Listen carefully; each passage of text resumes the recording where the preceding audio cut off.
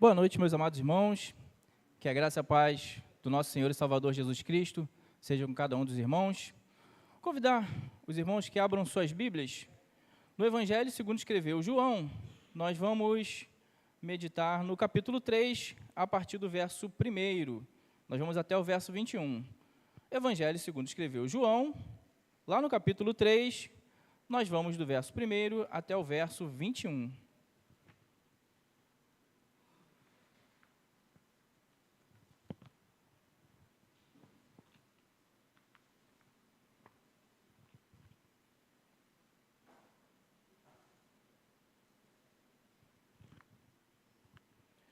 Hoje vamos falar sobre o encontro de Jesus com Nicodemos.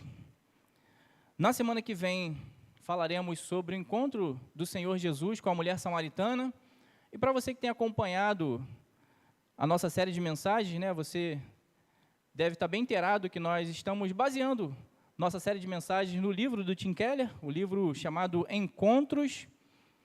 Lá no livro, Tim Keller, ele trata tanto o encontro com Nicodemos, quanto o encontro com a mulher samaritana.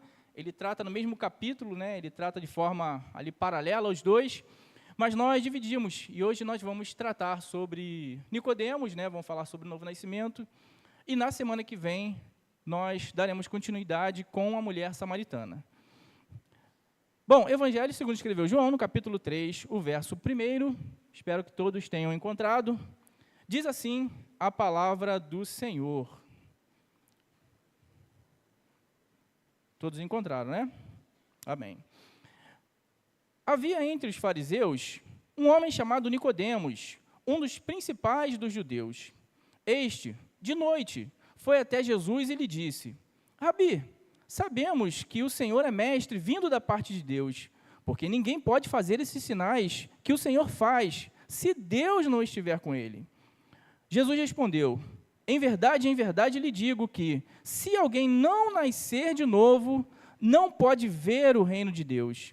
Nicodemos perguntou: como pode um homem nascer sendo velho? Será que pode voltar ao ventre materno e nascer segunda vez? Jesus respondeu: em verdade lhe digo que, se não nascer da água e do Espírito, não pode entrar no reino de Deus. O que é nascido da carne e o que é nascido do Espírito é Espírito. Não fique admirado por eu dizer: vocês precisam nascer de novo. O vento sopra onde quer, você ouve o barulho que ele faz, mas não sabe de onde vem, nem para onde vai. Assim é todo o que é nascido do Espírito. Então Nicodemos perguntou: como pode ser isso? Jesus respondeu: você é mestre em Israel e não compreende essas coisas?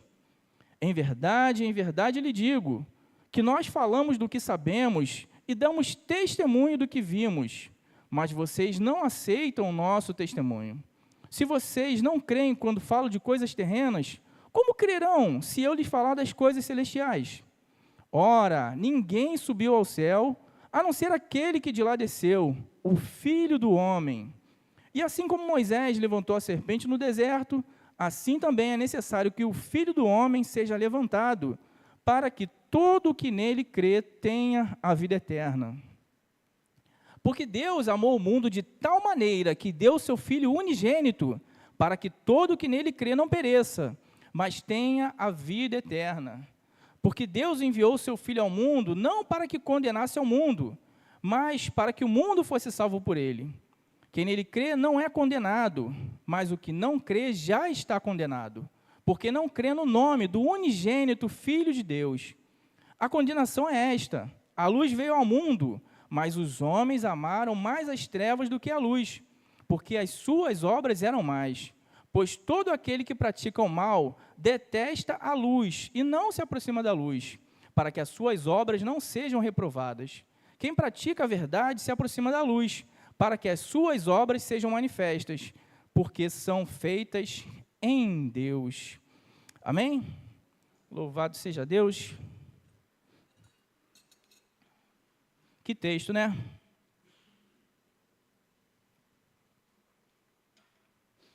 Eu não sei se você se recorda, qual foi a última vez que você sentiu medo? eu não sei se você se lembra, qual foi a última vez que você sentiu medo? Muitos sentem medo quando vão passar por uma grande mudança em sua vida. Outros sentem medo quando vão passar por algum procedimento médico.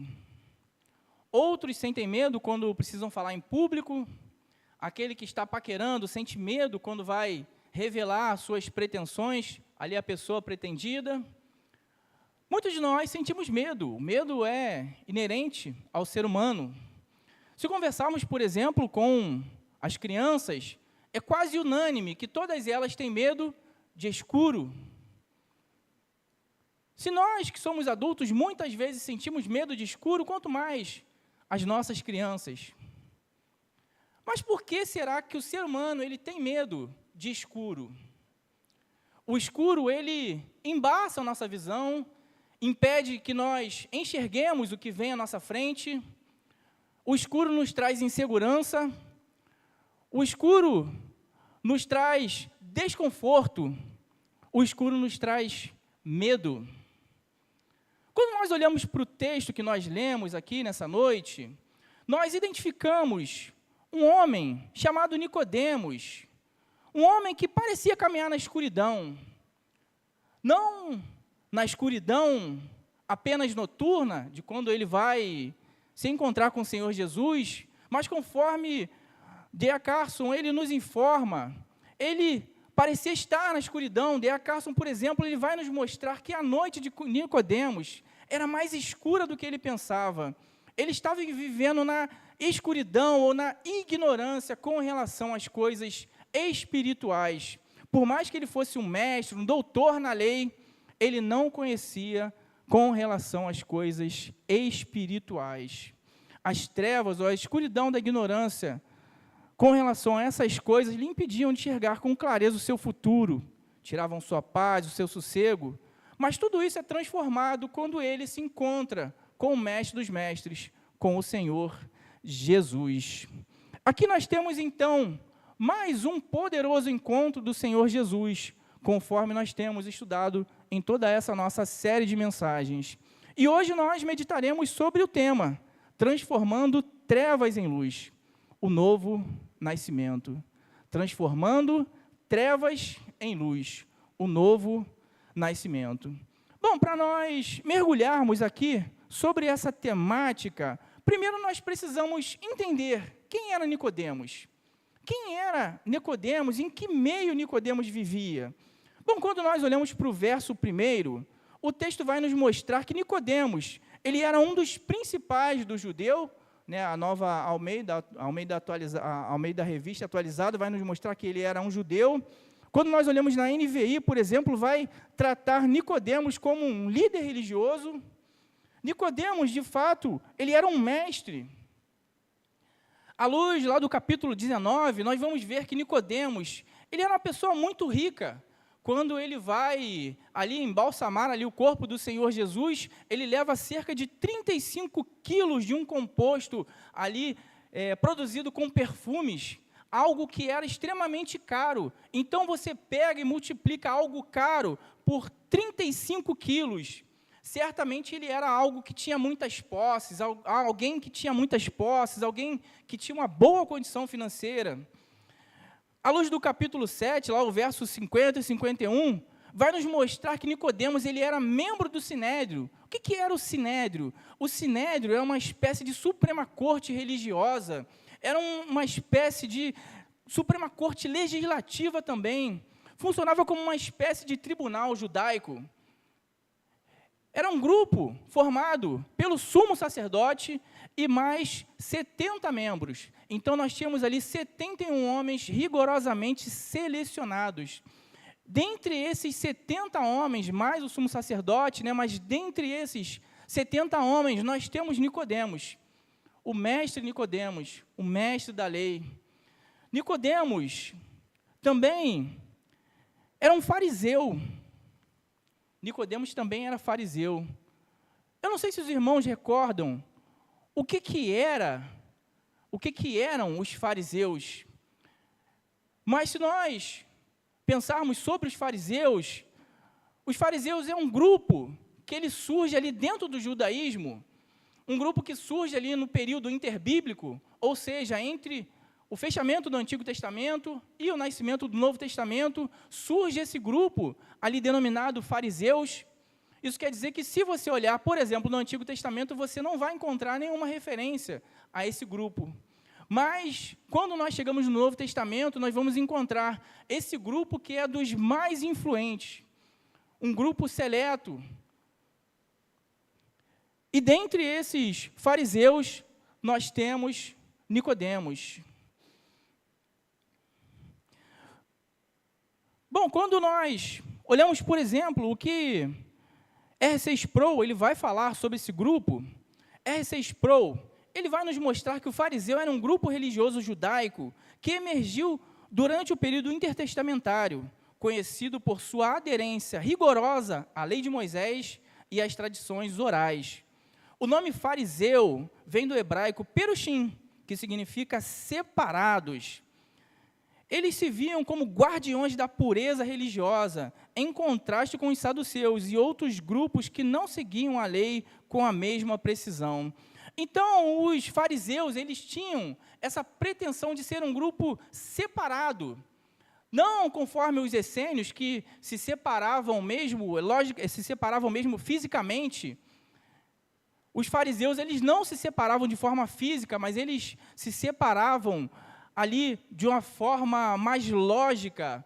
Eles se separavam com relação aos ensinos, com relação ali à prática da Torá, com relação à prática judaica. Eles tinham essa pretensão de se separar. João Calvino, por exemplo, ele vai nos mostrar, João Calvino, ele fala: os fariseus, cujo nome deriva da palavra hebraica perushim, que significa separados, eram conhecidos por sua estrita observância da lei mosaica e das tradições orais dos anciãos.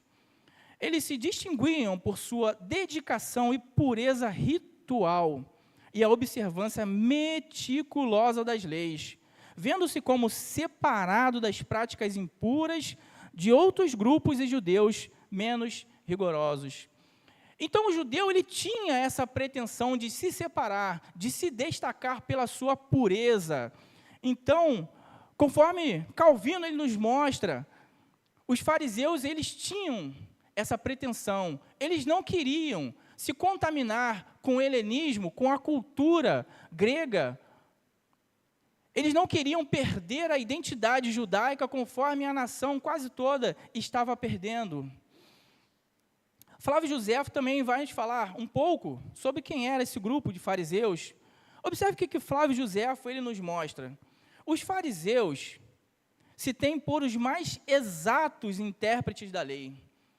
Então, olha o que Flávio Josefo ele fala. Os fariseus se têm por os mais exatos intérpretes da lei. Tudo bem que Flávio Josefo, ele que foi talvez o principal historiador ali dos judeus, tudo bem que ele também se denominava fariseu.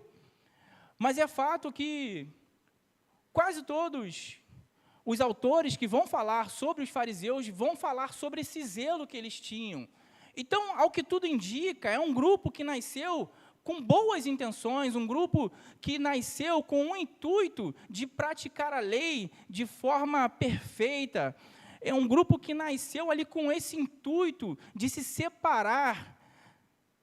Mas, conforme nós vemos, no decorrer do tempo, esse grupo acabou se distanciando do propósito inicial. Flávio Josefo também vai dizer que em toda a nação havia apenas 6.000 fariseus na época de Jesus. Então, dentre todas as nações, somente 6.000 pessoas eram fariseus. E dentro desse grupo estava Nicodemos. Bom, os fariseus, então, eles eram um grupo que estudavam muito a Torá. Eles pautavam a sua salvação na prática da lei. Eles praticavam ali de forma ali meticulosa, procuravam pelo menos praticar de forma quase meticulosa todos os 613 mandamentos da Torá, mais as centenas de outros mandamentos que foram sendo agregados no decorrer ali da história. E eram tantos mandamentos, que só para os irmãos terem uma ideia, era algo que dizia respeito a praticamente quase todas as atividades diárias que a pessoa tinha. Por exemplo, a irmã que tem costume de se olhar muito no espelho, né? As irmãs geralmente têm mais esse costume, nós homens também temos, mas você, irmã, que gosta muito de se olhar no espelho, existia, por exemplo, um mandamento que impedia que as mulheres se olhassem no espelho durante o sábado. Por quê? Caso ela olhasse no espelho, ela se olhasse ao espelho, e ela visse um cabelo branco, ela não tivesse entre aspas, tentação de puxar aquele fio branco, e isso configurasse trabalho, e, consequentemente, a quebra do 4º mandamento. Eram tantas regras, que para os irmãos terem uma ideia, se um judeu ele sentisse uma dor na garganta, e tinha uma prática de colocar vinagre, no sábado, tudo que eles podiam fazer era apenas engolir esse vinagre.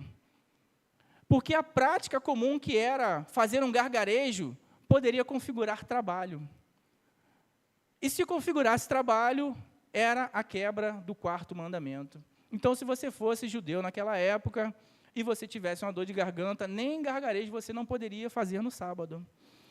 Aí eu te pergunto, como a pessoa ela pode ter paz? Como a pessoa ela pode descansar na certeza da sua salvação com um conjunto tão meticuloso de regras como esse? Como a pessoa pode ter tranquilidade, sabendo que tem uma série de regrinhas, uma série de mandamentos que ela precisa observar, e se ela quebrar qualquer um daqueles, ela pode perder a sua salvação? Como ter paz diante disso? Então, nós verificamos que Nicodemos era alguém que não deveria ter paz no seu coração. Ele estava ali envolto nas trevas da sua ignorância com relação às coisas espirituais. E ele tinha medo. Ele não sabia o que seria da sua vida. Ele não sabia o que seria do seu futuro. Ele não conseguia enxergar à frente. Ele não tinha a certeza do porvir. Como ter paz diante de tantas regras? Bom, e antes de nós avançarmos, acho que cabe a nós um lembrete que nós temos sim que cumprir a lei do Senhor, mas diferente dos fariseus, diferente dos judeus, nós temos que cumprir a lei do Senhor, não para que nós sejamos salvos por isso, mas em resposta à salvação que Ele nos deu. Então, o Senhor nos salvou, e em resposta à salvação que Ele nos deu gratuitamente, nós respondemos, nós nos portamos de forma íntegra, nós observamos a lei do Senhor em resposta à salvação que Ele gratuitamente nos deu. Vamos dar uma olhada o que nos mostra a Confissão de Fé de Westminster. Lá no capítulo 16, o 2º parágrafo, observe o que nos mostra a Confissão de Fé. Essas boas obras, feitas em obediência aos mandamentos de Deus, são fruto e as evidências de uma fé viva e verdadeira. Por ela, os crentes manifestam a sua gratidão, robustecem a sua confiança, edificam seus irmãos, adornam a profissão do Evangelho, tapam a boca dos adversários e glorificam a Deus. Agora, olha o que nos mostra o 5º parágrafo também, lá do capítulo 16 da Confissão de Fé de Westminster. Não podemos, pelas nossas melhores obras, merecer da mão de Deus perdão do pecado ou a vida eterna, porque é grande a desproporção que há entre elas e a glória do porvir. É infinita a distância que vai de nós a Deus. E a quem não podemos ser úteis por meio delas, nem satisfazer pela dívida dos nossos pecados anteriores, e porque com boas obras procedem do Espírito, e como nossas são impuras e misturadas com tanta fraqueza e imperfeição, que não podemos suportar a severidade do juízo de Deus. Assim, depois que tivermos feito tudo quanto podemos, temos cumprido tão somente o nosso dever e somos servos inúteis. Então, quando nós cumprirmos, né, se algum de nós conseguisse cumprir toda a lei do Senhor, todos os mandamentos do Senhor, não passaríamos ainda assim de servos inúteis. Todas as nossas obras que nós consideramos boas, diz a palavra do Senhor, que não passam de trapos de imundície. Somente a obra do Senhor Jesus, aquele que é, que foi e que é perfeito, somente as obras dele poderiam pagar a nossa dívida junto de Deus, o Pai Todo-Poderoso. Por isso que nós não podemos ter essa pretensão de sermos salvos pelas nossas próprias obras. Mas Nicodemos, ele vivia. Era alguém que lia. Era alguém que ensinava, certamente. Era um líder, era um mestre. Era alguém que certamente praticava muitas dessas leis. Se você pensar em Nicodemos, você pode pensar, trazendo para os nossos dias, pensa num professor de escola bíblica, mas não apenas um professor de escola bíblica, pense no professor desse professor da escola bíblica. Talvez não apenas o professor do professor, mas pense o professor do professor da escola bíblica. Pense em alguém que trabalha em uma faculdade, alguém que dá aula num seminário. Mas não pense apenas em alguém que dá aula no seminário. Pensa no professor daquele que dá aula no seminário. Pensa um líder, um mestre, alguém que fez um mestrado nos nossos dias. Pensa alguém que fez um doutorado, alguém que conhecia muito da palavra do Senhor. Nicodemos certamente era essa pessoa, mas por mais que ele soubesse muito, ele não sabia nada a respeito das coisas espirituais. Ele era completamente ignorante com relação às coisas espirituais. E aí fica para nós a reflexão. Não basta conhecer, é preciso nascer de novo. Nas nossas igrejas, nós temos muitas pessoas que conhecem muito, mas que não nasceram de novo. Quando nós vamos para a internet, então, já viu falar aquele termo, reformadinha? Tem muitos aderindo à nossa teologia, que é a teologia de fé reformada, mas que não nasceram de novo. Quando você entra nos fóruns da vida, o que você vê de pessoas se degladiando, debatendo teologia, você não percebe o amor, você não percebe as características de um verdadeiro cristão em muitos daqueles que se autodenominam reformados, em muitos daqueles que se autodenominam cristãos, pessoas que não nasceram de novo, pessoas que estão no nosso meio, pessoas que apenas se agregaram à igreja, mas que nunca tiveram um encontro real e verdadeiro com o Senhor Jesus. Para nós fica a reflexão também, não basta ter convicções corretas, é preciso nascer de novo. Quando nós olhamos o verso 2, nós vamos ver que Nicodemos, ele chama Jesus de mestre, ele reconhece que Jesus veio de Deus, reconhece que Deus estava com Jesus o tempo todo. Convicções corretas, da pessoa correta. Só que nada disso servia de nada. Eram apenas convicções que estavam em sua mente. Ele tinha um profundo conhecimento.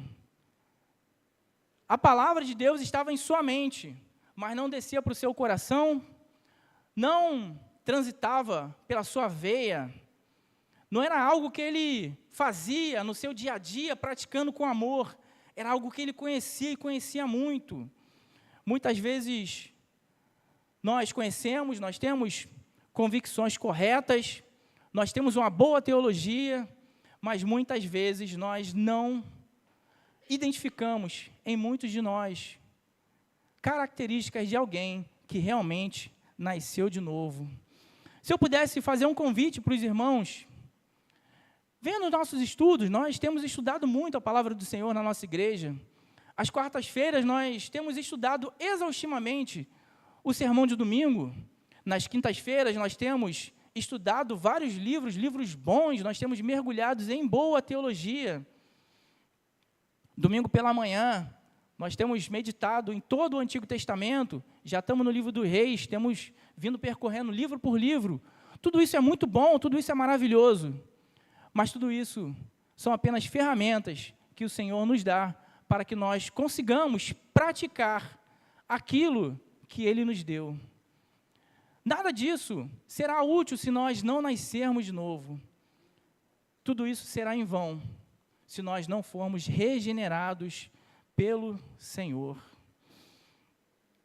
Tim Keller, nesse livro que deu origem a essa série de mensagens, livro titulado Encontros, olha o que ele vai nos mostrar. Olha o que Tim Keller ele fala.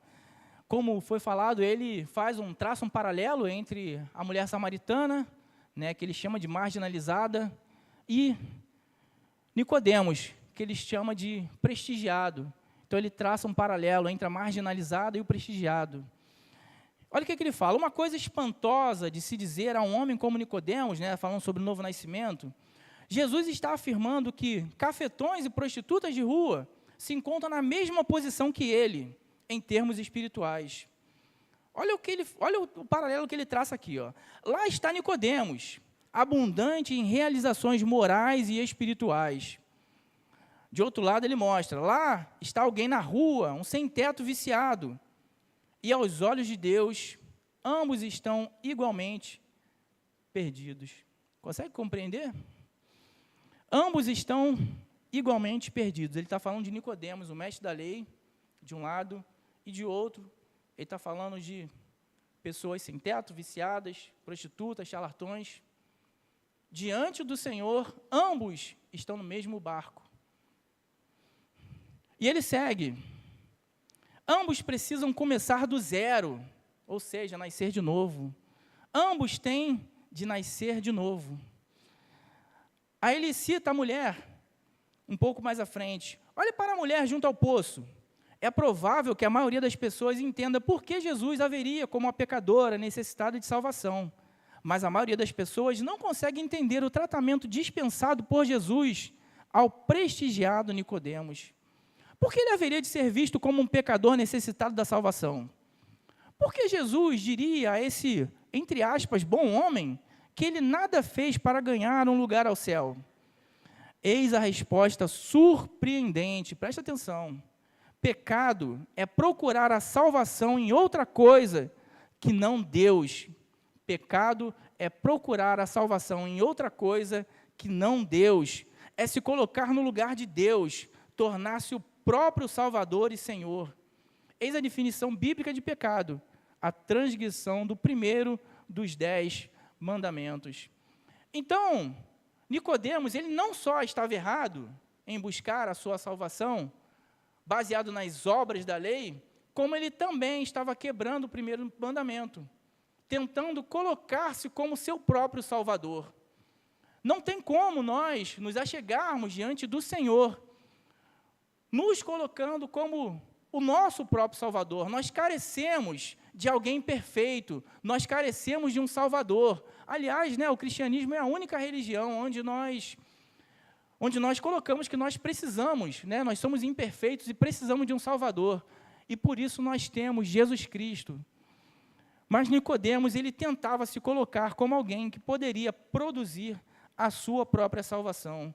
É bom que fique bem claro para todos nós que diante do Senhor existem apenas dois tipos de pessoas. Diante do Senhor existem apenas dois tipos de pessoa. Aqueles que nasceram de novo e aqueles que não nasceram de novo. Aqueles que nasceram de novo e foram regenerados, aqueles que herdarão a vida eterna, aqueles que são cidadãos do reino, conforme o pastor colocou aqui na sua oração. E o outro tipo de pessoa é aqueles que não nasceram de novo, não foram regenerados, não têm a vida eterna, não fazem parte do reino do Senhor. Diante do Senhor só existem esses dois tipos de pessoa. O grande pregador George Whitefield, grande pregador na época de fundação dos Estados Unidos, George Whitefield, ele caminhava por todas as províncias, povoados, todas as cidades. Montado em seu cavalo, ele pregava o evangelho, reunia os trabalhadores nas praças, os trabalhadores trabalhavam durante a semana. Final de semana era a única oportunidade que esse povo tinha de se distrair um pouco, e eles iam para as praças. Diz Steve Lawson, grande professor tive o privilégio de ter aula com ele. Ele, em seu livro, Perfil de Homens Piedosos, ele vai falar sobre George Whitefield. George Whitefield, dizia Steve Lawson, ele tinha uma única pregação: é preciso nascer de novo. Qualquer lugar que ele tivesse, norte a sul, leste a oeste, ele estava pregando a palavra do Senhor. George Whitefield, ele tinha apenas uma pregação: é necessário nascer de novo. Você precisa nascer de novo. Whitefield, ele pronunciava em suas pregações. John Charles Ryle, por exemplo, ele vai nos mostrar, olha que interessante o que ele fala. John Charles Ryle, ele foi um grande teólogo e autor do século XIX.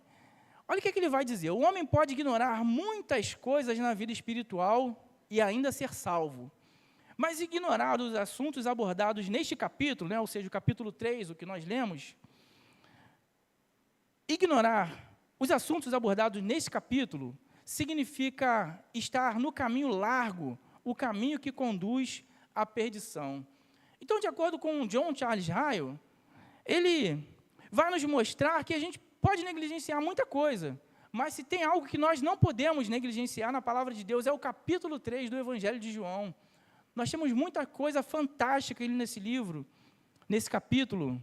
Muitos vão dizer ali, por exemplo, João 3,16, tem uma espécie de resumo do plano de salvação do Senhor, uma espécie de resumo do Evangelho. Em outra oportunidade, ele vai nos mostrar que sem o novo nascimento, John Charles Ryle, ele fala, sem o novo nascimento não podemos entrar no céu, nem poderíamos nos deleitar nele, caso fôssemos para lá. Olha que coisa, imagina, Deus pegar e mandar uma pessoa lá para a glória, lá para o céu, uma pessoa que não nasceu de novo, uma pessoa que não tem prazer nas coisas do Senhor, uma pessoa que não sente prazer em orar, uma pessoa que não consegue passar 5 minutos em oração, Deus pegar e colocar essa pessoa para passar a eternidade ao seu lado. John Charles Ryle, ele vai nos mostrar que Deus não faz isso, porque nós não poderíamos nos deleitar na glória se não tivéssemos nascido de novo. Irmãos, isso é muito sério.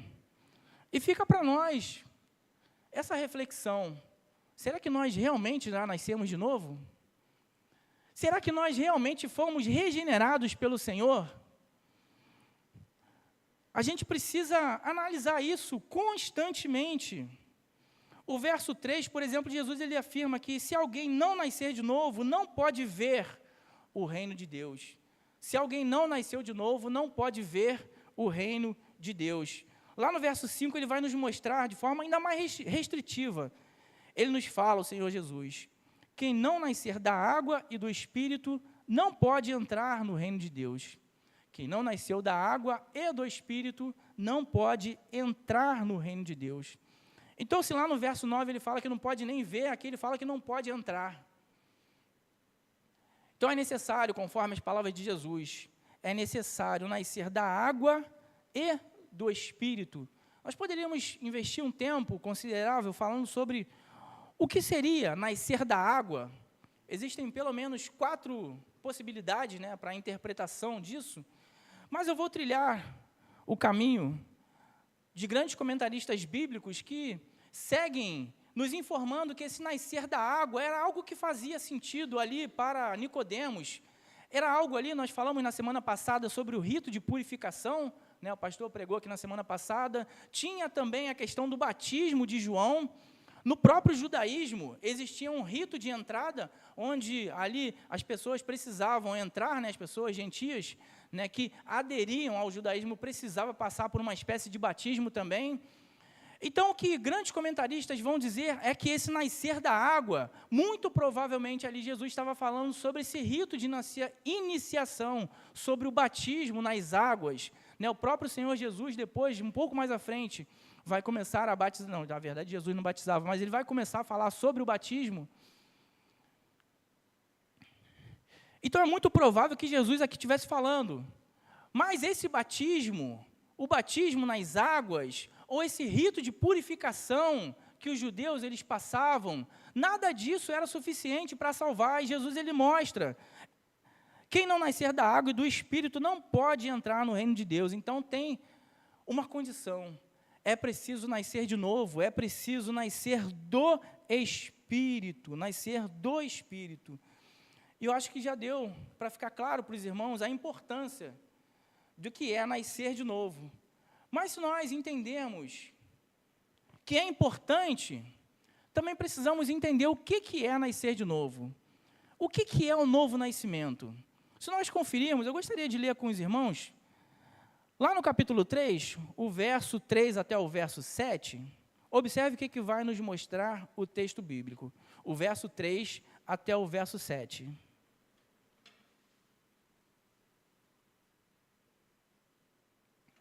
Eu estou lendo a Nova Almeida atualizada. Se você não tiver, acompanhe ali na projeção. Olha o que Jesus ele nos mostra.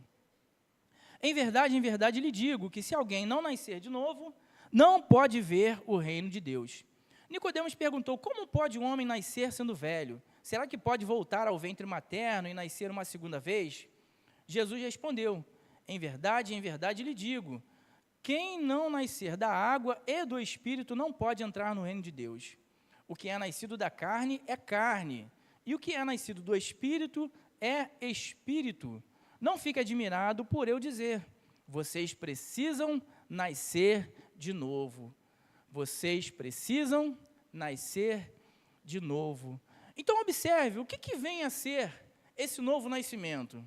Começando primeiro pelo que não é o novo nascimento. Em primeiro lugar, o que não é o novo nascimento? Não é conforme Nicodemos, ele coloca ali para o Senhor Jesus, não é retornar ao ventre materno. Não é voltar para onde se veio, né? Retornar ao ventre materno e ser gerado ali uma segunda vez. Não é isso.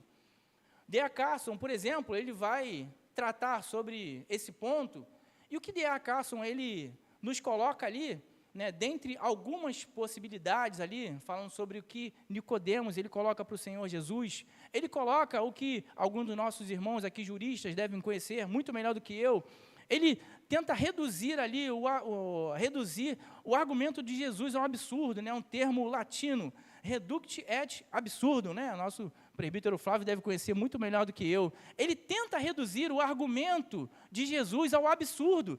Ele fala assim, ué, mas eu vou entrar de volta no ventre da minha mãe? É claro que Jesus não estava falando disso. Não é retornar ao ventre materno, em primeiro lugar, mas também não é, em segundo lugar, manter a natureza da nossa geração. Não é a natureza que nós nascemos, não é manter essa natureza. Se nós pegarmos, os irmãos foram gerados pelos seus pais, que foram gerados pelos seus avós, que foram gerados pelos seus bisavós, tataravós, e assim sucessivamente. Se nós puxarmos toda a árvore genealógica até o início, até bem lá no início, igual o Dr. Lucas, ele faz no Evangelho que leva o seu nome, lá no capítulo 3, quando ele traça a genealogia do Senhor Jesus, assim como o Dr. Lucas coloca lá, seria também com a nossa genealogia, nós chegaríamos até Adão. Adão, o pai de todo ser vivente, Adão, o pai de todo ser humano. E quando nós chegamos até Adão, nós identificamos o surgimento de um vírus chamado pecado, que foi passado de geração para geração, de geração para geração, até que chegou em nós hoje. Nós somos contaminados por esse vírus chamado pecado. A nossa natureza é corrupta. Quando nós olhamos, por exemplo, Romanos, no capítulo 3, o verso 23, ali, Paulo vai nos mostrar, porque todos pecaram, e destituídos estão da glória de Deus. Todos pecaram, não há ninguém que não peque. O autor de Eclesiastes, lá no capítulo 7, o verso 20, ele vai mostrar, todavia, não há um justo só na terra, ninguém que pratique o bem e nunca peque. Todos nós somos contaminados por esse vício chamado pecado. Então, não é a gente manter essa nossa geração. Em segundo lugar, não é manter essa nossa natureza, essa nossa origem. Terceiro lugar, o novo nascimento ele é completamente diferente do primeiro nascimento, do nascimento que nós tivemos através dos nossos pais. É completamente diferente. O verso 6 vai nos mostrar: o que é nascido da carne é carne, e o que é nascido do Espírito é Espírito. Então, observe que quem nasce da carne não pode ser outra coisa a não ser carne. O fruto que cai da mangueira não pode ser outra coisa a não ser manga. O fruto da bananeira não pode ser outra coisa a não ser banana. Quem nasce da carne não pode ser outra coisa a não ser carne. Da mesma forma que quem nasce do Espírito só pode ser Espírito. Carne vai falar sobre a nossa natureza primária, sobre a nossa natureza que nós herdamos dos nossos pais, aquela que vem do berço, aquela que nos leva a produzir obras da carne, aquela que nos leva a tentar pecar o tempo todo. O nosso coração, estupidamente corrupto, o tempo todo quer nos levar à perdição.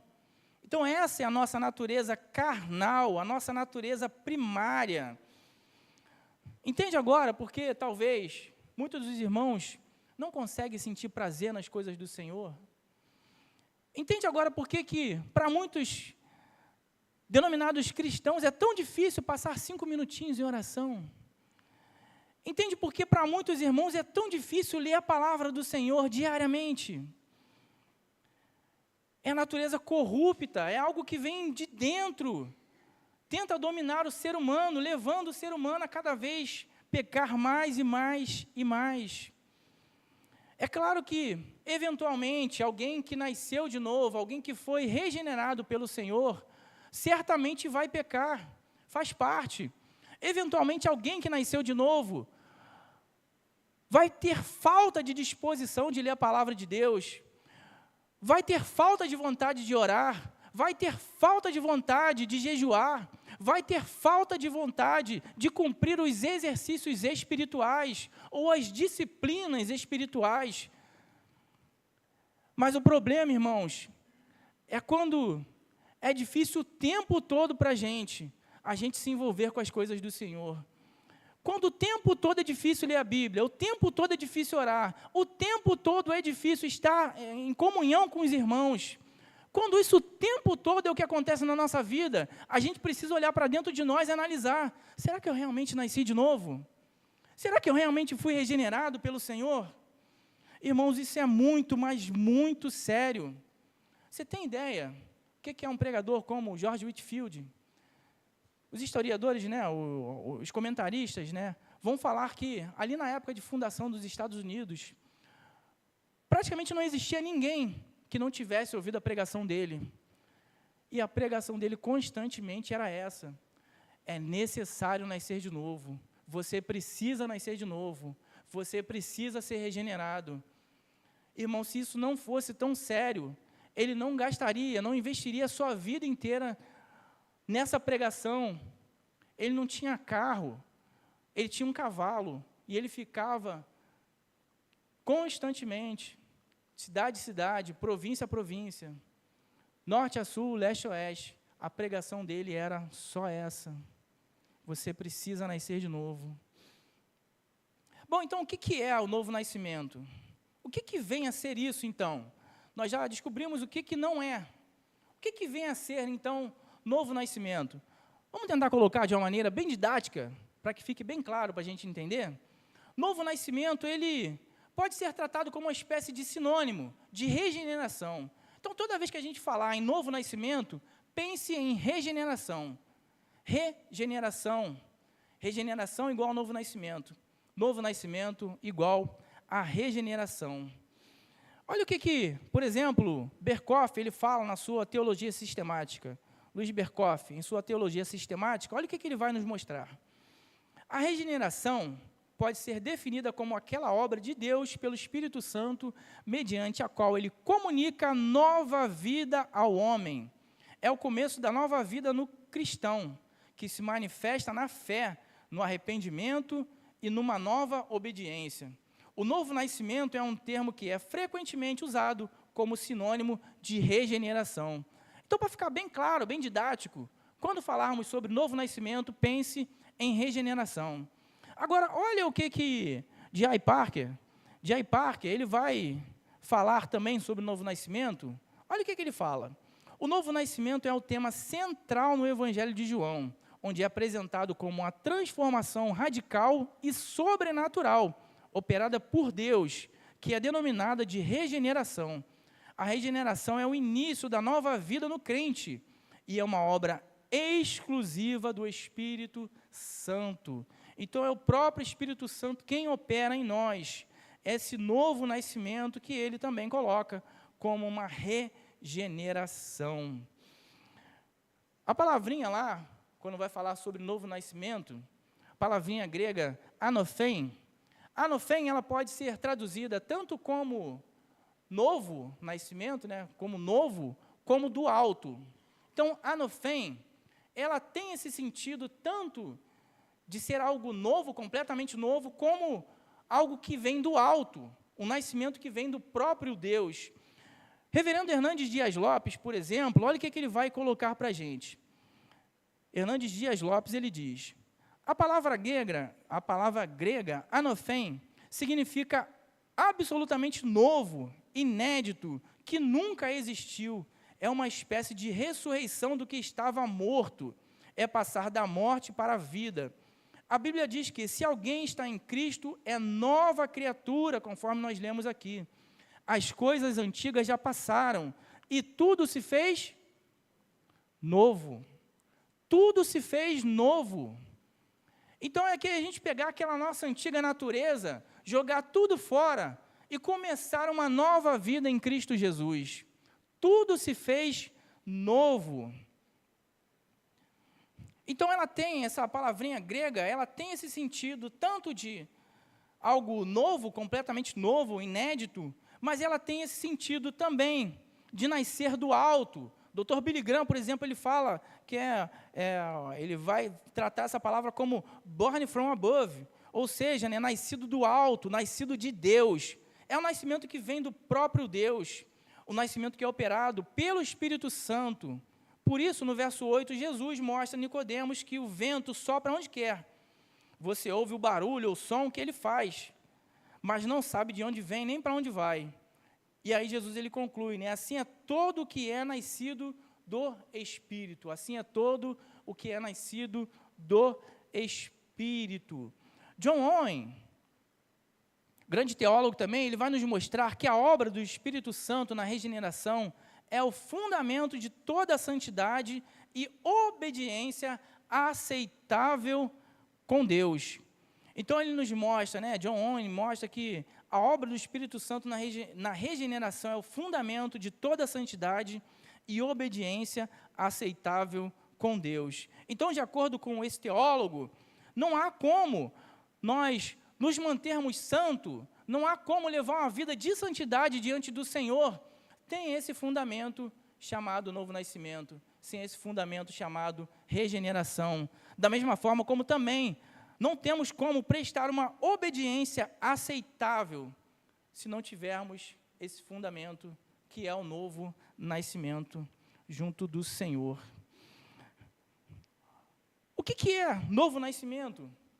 Eu espero que já tenha ficado claro, mas o texto que nós lemos aqui, de Ezequiel, lá no capítulo 36, se você puder, tiver habilidade para abrir de forma rápida, se você quiser, você pode acompanhar, aqui nós vamos projetar, Ezequiel, lá no capítulo 36, os versos 25 e 27, olha o que nos mostra a palavra do Senhor, o texto que foi lido aqui. Ezequiel 36, do 25 ao 27, o texto que nós lemos aqui, um texto muito conhecido, um texto fantástico. Ele nos mostra, então, aspergirei água pura sobre vocês, e vocês ficarão purificados. Eu os purificarei de todas as suas impurezas e de todos os seus ídolos. O 26, eu lhes darei um coração novo, olha o novo nascimento aí, um coração novo, e porei dentro de vocês um espírito novo também.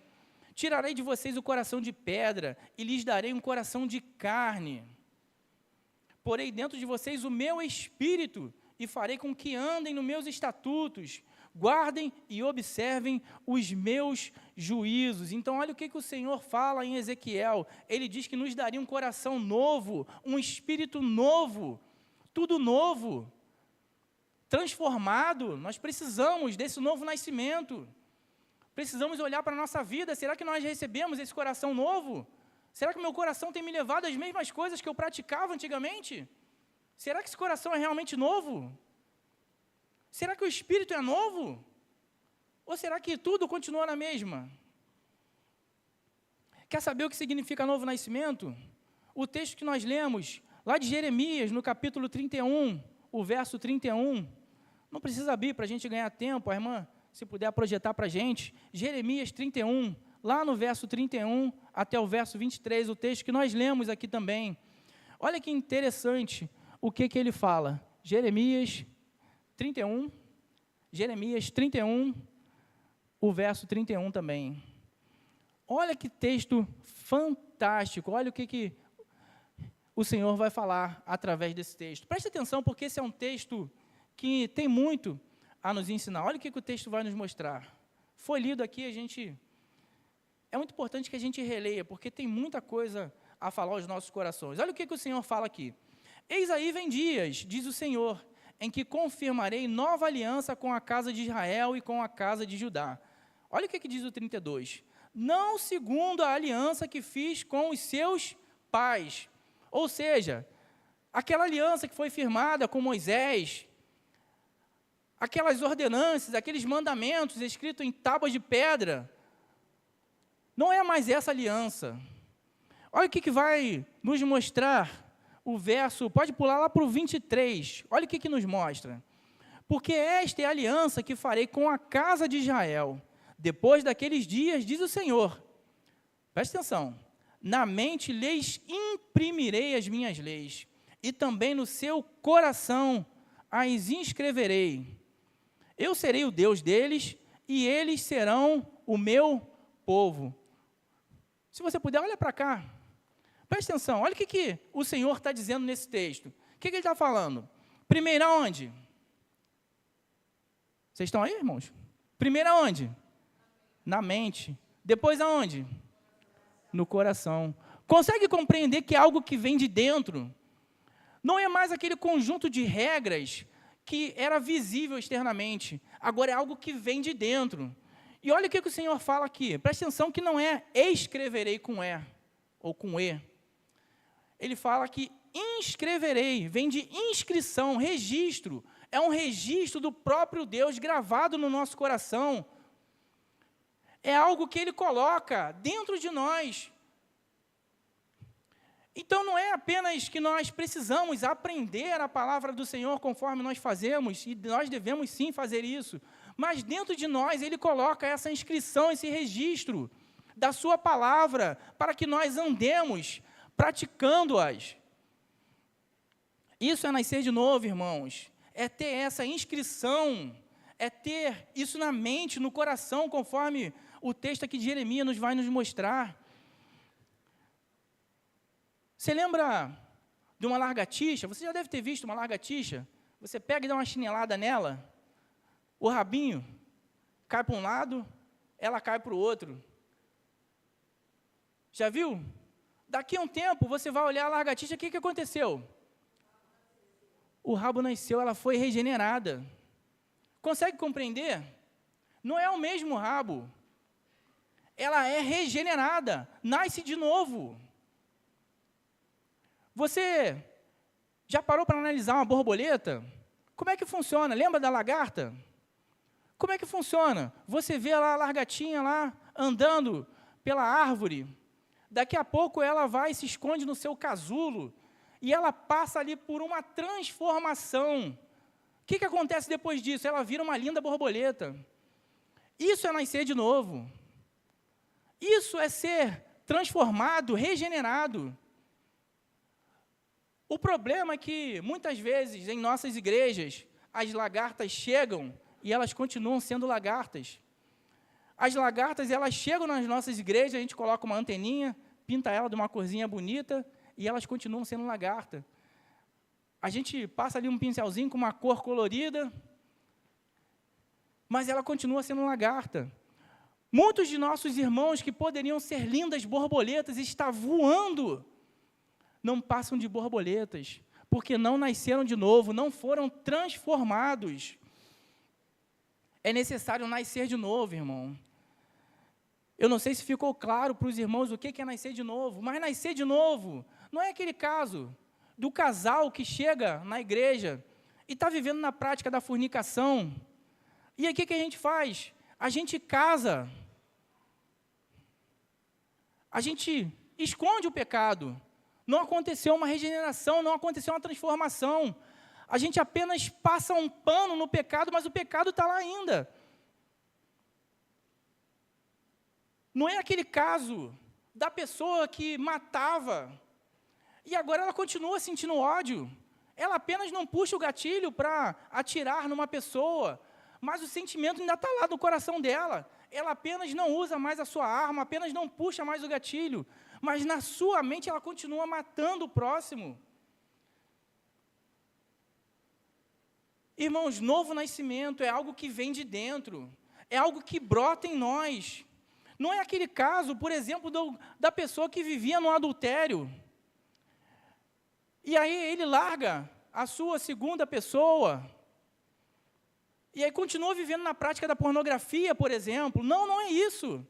É ser regenerado, é ser transformado, é abandonar por completo, é novidade de vida, é viver uma nova vida com o Senhor. Isso é novo nascimento, isso é ser transformado, isso é ser regenerado, é uma disposição mental diferente, é ter a lei de Deus gravada no coração e na mente, conforme o texto de Jeremias, no capítulo 31, nós lemos.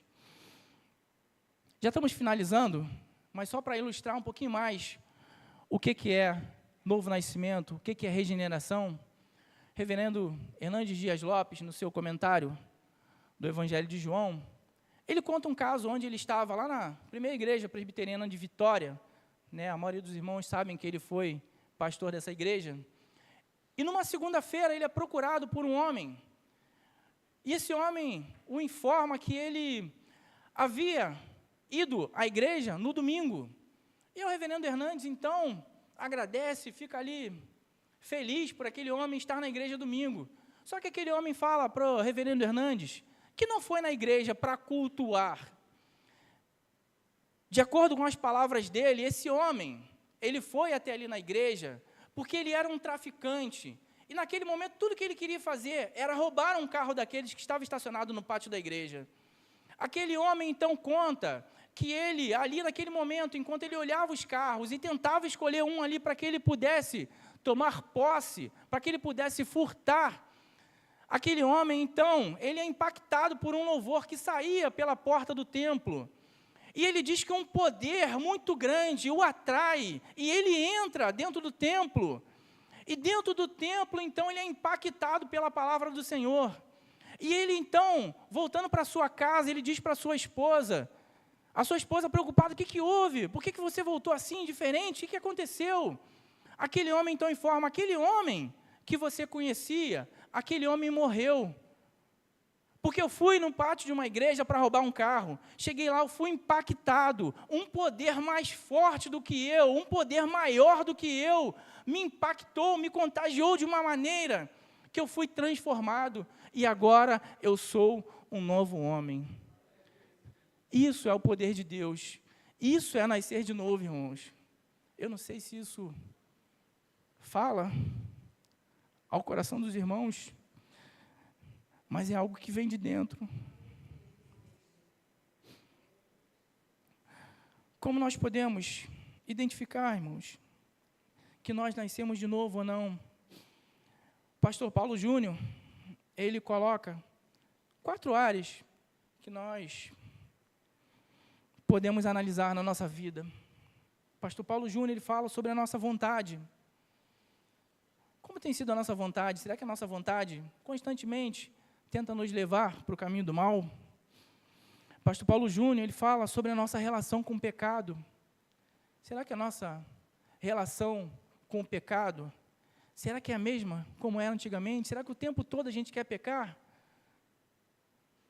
Porque uma pessoa que é nascida de Deus, ela vai pecar, mas ela não vai pecar o tempo todo. O pecado tem que ser apenas um acidente de percurso, não pode fazer parte da nossa vida. Em terceiro lugar, Paulo Júnior vai falar sobre a nossa relação com o mundo. Não tem como a gente falar que nascemos de novo e achar o mundo bonitinho, achar a promiscuidade bonitinha, achar bonitinho uma criança dançando, rebolando até o chão. Não tem como a gente achar isso bonito, irmãos. Como tem sido a nossa lida com o mundo? E em quarto lugar, pastor Paulo Júnior ele fala sobre a nossa relação com Deus. Como anda o nosso relacionamento com Deus? Será que a gente tem prazer em estar com o Senhor? Ou será que nós somos aquele tipo de pessoa que nós afirmamos com os nossos lábios que queremos passar a eternidade com o Senhor, mas aqui na terra a gente não consegue ficar 5 minutinhos em oração, a gente não consegue abrir a palavra de Deus e ler? Como tem sido a nossa relação com o Senhor? Como tem sido a nossa relação com Deus? Eu espero que até aqui tenha ficado claro para os irmãos o que é nascer de novo. É ser regenerado pelo Senhor. E eu espero que nessa noite, cada um de nós consiga olhar para dentro de si e analisar, será que nós realmente nascemos de novo? Será que nós realmente fomos regenerados? Eu gostaria que, se possível, você fechasse seus olhos nesse momento. Eu gostaria de chamar o nosso amado reverendo Vinícius para que orasse. Mas eu gostaria que você fechasse seus olhos e pensasse nessas 4 áreas. Como tem sido a sua vontade? Como tem sido a sua relação com o pecado? Como tem sido a sua relação com o mundo? Como tem sido a sua relação com Deus? Pai, estamos aqui diante de Ti, reconhecidos da nossa impureza, da nossa fraqueza, reconhecidos da nossa total dependência do Senhor para tudo nessa vida, reconhecidos de que a gente só pode nascer de novo se for pela Tua obra nas nossas vidas. E nós te clamamos, Deus, com a fé, com a crença de que um dia o Senhor nos regenerou. Te clamamos que o Senhor confirme isso em nossos corações todos os dias, nos conduzindo através do Espírito que habita em nós. Que o Senhor nos dê força, porque somos fracos. Que o Senhor nos dê força para lutar contra o pecado.